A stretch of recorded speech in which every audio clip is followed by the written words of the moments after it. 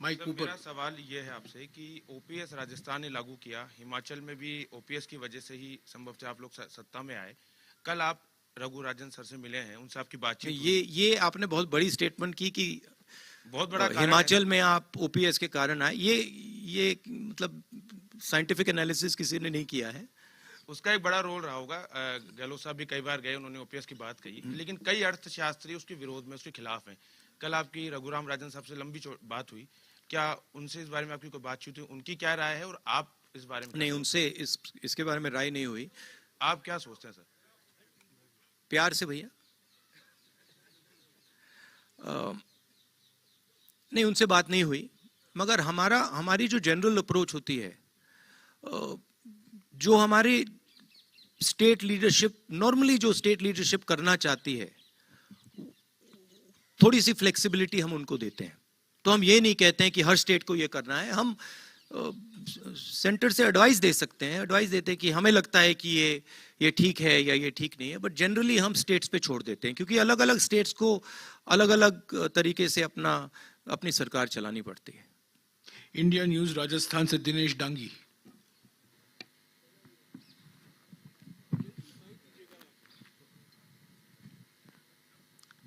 राहुल जी नमस्ते। राहुल जी, आप नमस्कार। लगातार कह रहे हैं कि ये मेरी यात्रा सियासी नहीं है, नया आप वोट मांग रहे हो। सॉरी, क्या? आपकी यात्रा सियासी नहीं है, मकसद 3 आपने बता रखे हैं। नहीं, ये मेरी यात्रा नहीं है भैया, कांग्रेस की, हाँ, जन जन की हो जाएगी जो भी, मगर मेरी नहीं है। Best of luck. लेकिन आप दिल से बोलते हैं, दिल का ही सवाल करते हैं, तो पब्लिक पूछ रही है ये आदमी क्यों घूम रहा है, इसको वोट नहीं चाहिए, राजनीति ये नहीं कर रहा, क्या फायदा मिलेगा? अल्टीमेटम जो मुद्दे आप उठा रहे हैं 8 साल से, 2014 से, न मीडिया न मोदी सरकार सीरियस ले रही है, पब्लिक रिजल्ट दे चुकी है लोकसभा राज्यसभा में, तो वो कह रहे हैं ये क्यों घूम रहा है? ये व्यक्ति इसलिए घूम रहा है क्योंकि इस देश में बीजेपी ने डर और नफरत फैला दिया है, और ये व्यक्ति इसलिए घूम रहा है क्योंकि वो डर और नफरत को मिटाना चाहता है। और ये पहला व्यक्ति नहीं है जो ऐसे घूम रहा है, ऐसे बहुत सारे व्यक्ति घूमे हैं, और ये हिंदुस्तान का इतिहास है। ये जो नफरत और डर से लड़ने का ये हिस्ट्री है हमारी, ये इतिहास है, और मैं पहला नहीं हूं और अंतिम नहीं होऊंगा। और ये मेरी यात्रा नहीं है, ये हिंदुस्तान के लोगों की यात्रा है, ये कांग्रेस पार्टी की विचारधारा की यात्रा है, और ये हिंदुस्तान को जोड़ने की यात्रा है। राजस्थान मीडिया से आखिरी सवाल है, पत्रिका टीवी से राहुल सिंह।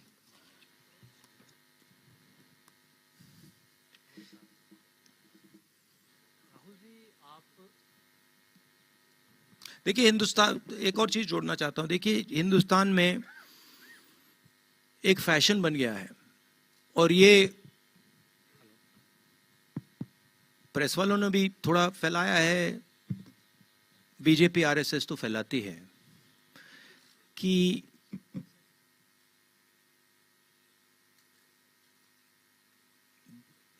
देश के लोग एक दूसरे से नफरत करते हैं। मगर जो मुझे दिखा, और मैं अब तकरीबन 2500 कितने चले हैं जयराम जी, 2800 किलोमीटर चला हूं, तो थोड़ा तो मैंने देखा होगा। मुझे दिखा है कि इस देश में करोड़ों लोगों के दिल में एक दूसरे के लिए प्यार है, मोहब्बत करते हैं एक दूसरे से, भाईचारा है, और एक दूसरे के लिए लड़ जाएंगे, मर जाएंगे। और मुझे बहुत खुशी हुई, क्योंकि मैंने भी सोचा था कि भाई देश को खो क्या गया है, ऐसे देश में इतनी नफरत कैसे हो सकती है। और सच बताऊं तो मुझे बहुत अच्छी चीज देखने को मिली कि नफरत ऊपर से फैलाई जा रही है, उसमें आप लोग भी काम कर रहे हो, करना पड़ रहा है, मगर नीचे से आप देखें,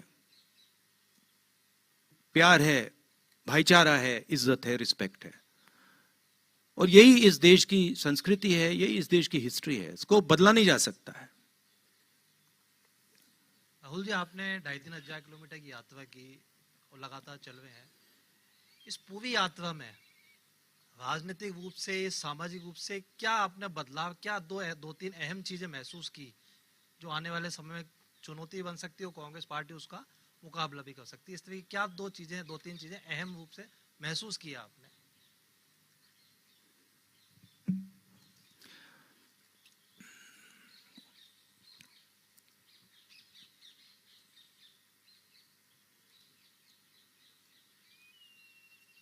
इस देश में आर्थिक अन्याय हो रहा है।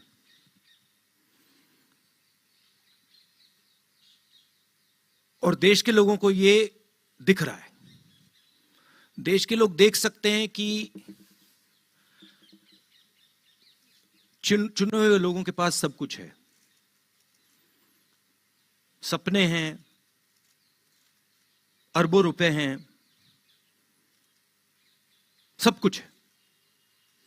और करोड़ों लोगों के पास कुछ नहीं है, सबको दिख रहा है।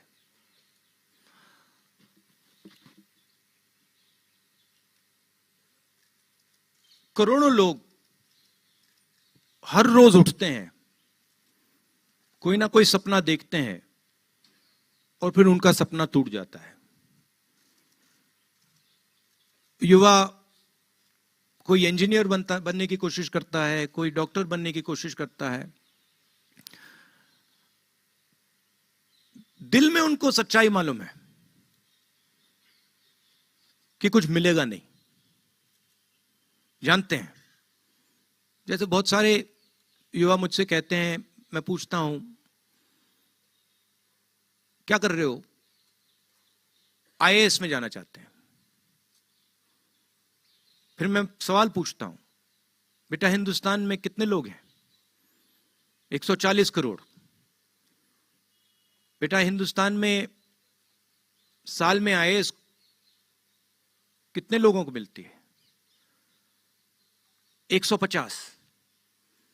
क्या तुम्हें सचमुच में लगता है कि तुम आईएएस में जा सकते हो? चुप हो जाते हैं। तो इस देश में जो अन्याय हो रहा है, जिसकी ये रक्षा आप भी कर रहे हो, जिसको आप भी छुपा रहे हो, आप नहीं छुपाना चाहते हो मगर छुपा रहे हो, वो देश की जनता को दिख रहा है। और यही कांग्रेस पार्टी का काम है कि जो देश को जो विजन होना चाहिए,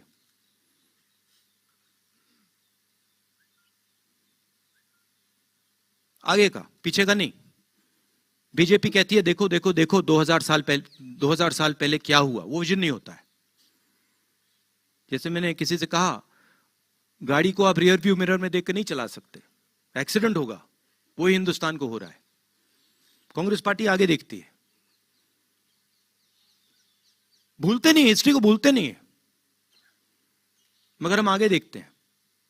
हम देश को विजन देने की कोशिश करते हैं, हम देश की आवाज सुनते हैं। तो हमारे लिए बहुत बड़ी अपॉर्चुनिटी है और यह काम सिर्फ कांग्रेस पार्टी कर सकती है और कोई बीजेपी नहीं कर सकती। तो हमारे लिए बहुत बड़ी अपॉर्चुनिटी है। दुख होता है, यह देखकर दुख होता है कि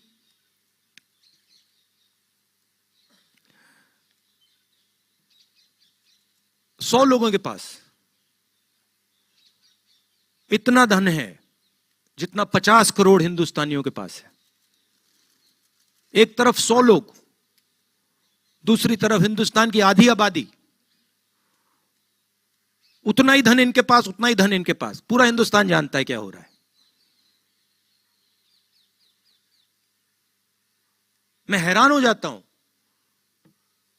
कि लोग चुप रहते हैं।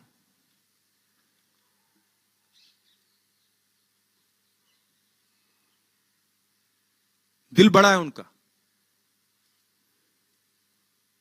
मगर ऐसे देश नहीं चलाया जा सकता।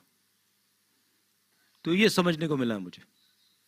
राहुल जी, हमारे पास 5-7 मिनट बाकी हैं। 3 सवाल जल्दी लूंगा मैं दिल्ली स्थित मीडिया से। असीम कमाल, पीटीआई से। Sir, 2024 is not very far. There are a lot of regional parties that have been talking about bringing the opposition together. When will the Congress take the lead in bringing the opposition together? And in that context, how will you reconcile your differences with parties like TMC and AAP? Brother, you have to ask this to the Congress president. I have a view that the Congress party must work with all the opposition parties. There's a lot of space to do that. But the exact strategy, how it's going to be done, that you have to ask the new Congress president. I'm actually not involved in that right now. Niyamika Singh, Times now. Is she here? Yeah, Niyamika. Please take the mic and ask the question. Take the mic and ask the question.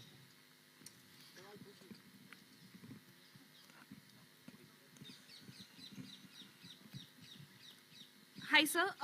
Sir, my question to you is that after this successful completion of 100 days of Bharat Jodo Yatra, is the Congress party also planning to move from west to east in the country? Ab dekhte hain, let us see. But you know, before I came to this press conference, I was having lunch with my friend here. And I said to him that I bet you that the press will not ask me a question on China. I said, मैं आपसे शर्त लगा लेता हूं कि press वाले आज सब सवाल पूछेंगे, आगे पीछे दाएं बाएं, यात्रा, सचिन पायलट, अशोक गहलोत, सब पूछेंगे, मगर चाइना के बारे में एक सवाल नहीं पूछा जाएगा. जिन्होंने 2000 स्क्वायर किलोमीटर हिंदुस्तान का उठा लिया, जिन्होंने हिंदुस्तान के 20 जवानों को शहीद किया, जो हमारे जवानों को अरुणाचल प्रदेश में पीट रहे हैं, मैंने कहा हिंदुस्तान की प्रेस मुझसे इनके बारे में एक सवाल नहीं पूछेगी. सच था. Vijay Lakshmi from India News. Vijay Lakshmi, mic दीजिएगा विजय लक्ष्मी जी को. ब्रदर, देश देख रहा है, ये मत सोचिए कि नहीं देख रहा है. राहुल जी, विजय लक्ष्मी इधर. राहुल जी, मैं चाइना पर ही पूछना चाह रही थी. अब आप पूछ रहे हैं चाइना पर? नहीं राहुल जी, अब पूछ रही है.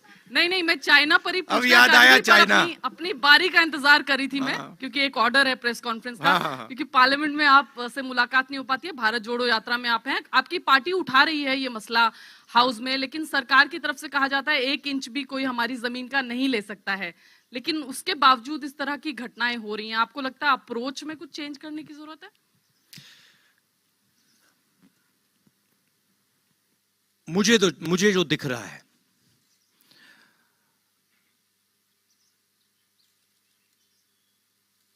जो चाइना का थ्रेट है, और मुझे तो वो क्लियर, और मैं इसको अब 2-3 सालों से कह रहा हूं, वो बिल्कुल क्लियर है. और सरकार उसको छुपाने की कोशिश कर रही है, सरकार उसको इग्नोर कर रही है. मगर उस थ्रेट को ना छुपाया जा सकेगा और ना इग्नोर किया जा सकेगा. उनका पूरा प्रिपरेशन चल रहा है. उनका लद्दाख की साइड और अरुणाचल की साइड पूरा ऑफेंसिव प्रिपरेशन चल रहा है. हिंदुस्तान की सरकार सोई हुई है. इस बात को हिंदुस्तान की सरकार सुनना नहीं चाहती है, मगर उनका प्रिपरेशन चल रहा है. और प्रिपरेशन युद्ध का है.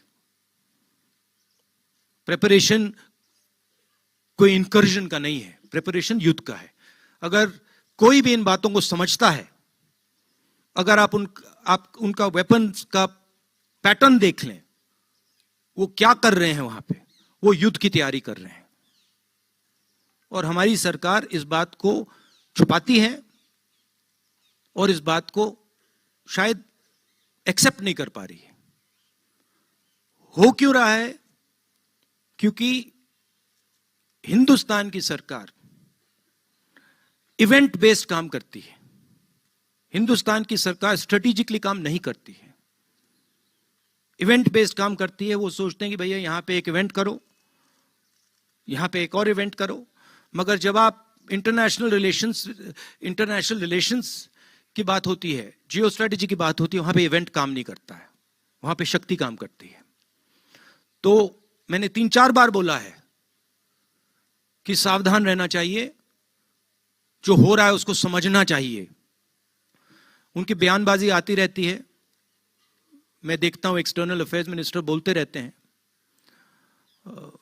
कहना नहीं चाहिए, मगर शायद उनको थोड़ी अपनी समझ गहरी करनी चाहिए। आखिरी सवाल राजीव सरदेसाई, इंडिया टुडे से। Mr. Gandhi, thank you very much for addressing the press conference. It's good to have leaders who take questions from the press. And we were going to ask a question on China as well. No, you were not. No, we had it. Moshmi and I had discussed it, but of that's course. okay, sir. No. Of course. That's okay, After I said it, of course, now suddenly the questions will come. No. Anyway, we don't need to get into it. Sir, you started your press conference by saying that you believe the yatra has been a success as it's gone from Kanyakumari into North India. Can you define for us what Rahul Gandhi believes is the success of a yatra? Because only last week, you lost an election in Gujarat badly, you won an election in Himachal. Is electoral success one of the criteria for you when you say success of the yatra? And what next for you after this yatra, Rahul Gandhi ji? Are you building towards 2024? Is that also part of this yatra's journey, sir? Look, there is a particular vision of this country that the RSS and the BJP propose. There's a particular path that they believe this country should take. It's a violent path. It's a hate-filled path. It's a path that is designed to create two Indias. One is an India where there are 5 or 6, 10 billionaires, and the other India where everybody else will live in poverty, in desperation. That's their vision. It's also a hate-filled vision. It's an angry vision of India. And it is a view. It is a view held by quite a few people that this is what India should look like. That one language should dominate, one state should dominate, one idea should dominate, one culture should dominate, right? One religion should dominate. And there's another view. And that view is that this country should talk to itself. It should have a conversation with itself. It should be affectionate to itself. It should understand the pain that this country is going through. It should not be arrogant. It should be humble. It should reach out to other people. It should embrace other people. This is another vision. This is what the Bharat Jodo Yatra has been very successful at showing. That there is another alternative. Nobody in the yatra is beating each other up. Nobody is abusing each other. Someone falls down, everybody lifts them up. Nobody asks, what caste are you? Which state you come from? How dare you come here? Nobody is asking these questions, right? And that the yatra has been full of love and affection. Anybody comes, they're treated with respect. Doesn't matter who they are. A lot of people come to me, when I'm talking to them, I don't agree with them. They'll say something to me, I tell them I don't agree with you. But there is the space for the disagreement. So where the yatra has been extremely successful is that it has shown that there is another way of doing things. It has shown that you can actually respect people, you can actually embrace people, you don't have to be nasty and cruel. Okay, so there it has been a tremendous success. What next for me? I have said that the yatra ends in Srinagar. I think it will end by the end of January. And I've said that, look, it is my endeavor to focus on this yatra until the flag is hoisted in Srinagar. this is it's a public journey. It's a journey of many, many yatris, millions of people. But for me also, it's a private experience. It's getting to understand a lot about the people that I love, about myself. And so it has been a big experience for me. It's been a very good learning experience for me personally. And you can ask that question to most of the yatris, they will tell you the same thing.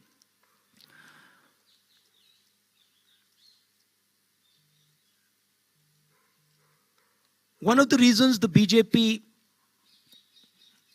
wins elections, I mean, there are multiple reasons, right? There is that they have huge amounts of money. They use the institutions of the country. They pressurize and threaten people. Those things, those tools are not available to us. We don't want to use them. We will never take over the institutions of this country because we're the ones who built them and we know that they belong to the people of this country. We'll never touch them. So we can't do that. We don't have access to that money. We never will. Right? Because we don't offer the conveniences that the BJP offers. We say inconvenient things about farmers and laborers and small businesses and youngsters, and we do all that. So we'll never get that money. But one of the other reasons that BJP wins elections is because they're very clear on who they are. They're hateful, I don't agree with them. They divide India, I don't agree with them. But they have complete clarity on who they are. It's easy to have clarity on who they are. Because for them it's just, do you hate so and so? Yes, you do. Okay, that's who you are. For us it's much more complicated. But the day the Congress party understands in depth who it is and what it stands for, it will win every election that it faces. Okay? There is also the matter of fighting elections operationally, which we are getting better at. Himachal Pradesh election, we faced the full money of the BJP, the full organizational capability of the BJP, we beat them. And frankly, if in Gujarat the AAP hadn't been put up as a proxy and hadn't been used to target the Congress party, we would probably beaten the BJP there as well. So we are learning, but we are different than the large number of opposition parties. We work with them, we appreciate them, we believe they're important, but we're different. And the way we're different is we represent a national ideology. We represent a vision for the country. None of the regional parties can represent a vision for the country. They can represent a vision for a community or a vision for a state, but they cannot represent a vision for the country. Right? And what we are competing with is a vision that the BJP is proposing for the country. So the space of the Congress party will always be there. The people who believe in the Congress party will always be there. Let me finish. The people who believe in the Congress party will always be there. It's a question of getting them excited, getting them motivated, and getting them to believe in what they stand for, which the Yatra has been very, very good at doing. No, Rajdeep, no supplementary, please. So you're No not supplementary. Rajdeep, no supplementary, please. Okay, you're not thinking of 2024. Shukriya, Rahul ji. Rahul ji, shukriya. Okay. आपके आने So के you're पहले- not thinking of 2024 or an No election? supplementary, please. Okay. Please respect the rules that have been set. No, let me. I have Jairam, informed you the rules. Jairam, one sec. See, the point is, I understand. Look, No supplementary. आप बार-बार पूछते हैं. I'll just answer आप that. बार-बार पूछते हैं. आप चुप रहिए. I'll answer the. चुप रहिए आप. आपको पहले मिला था तेलंगाना में, आप हरियाणा में आइए. आप हरियाणा में ब्रदर, आइए. अगले प्रेस कॉन्फ्रेंस में आप आपको हरियाणा दिलवा में दूंगा. आइए. नहीं, मैं आपको करवा दूंगा. पहला आपको देंगे. अरे आप बार-बार पूछते हैं राहुल जी. यार धमकी अरे देते भाई. रहते हैं आप. Okay. Friends, everybody friends. Okay, Rahul one ji, second. Now I just want Rahul ji, to. समय हो चुका I है. just want to say one thing to Okay, Rajdeep. okay. See, the point is that these questions are meant to distract, right? They're meant to take the press conference to a different place. I've got enough experience now. I'm not going to fall for it, right? And I'm not going to actually indulge in helping you take the press conference to a place where I don't want it to go. Thank you. Thank you Rahul ji, आप यहाँ photo लीजिएगा इनके साथ बैठ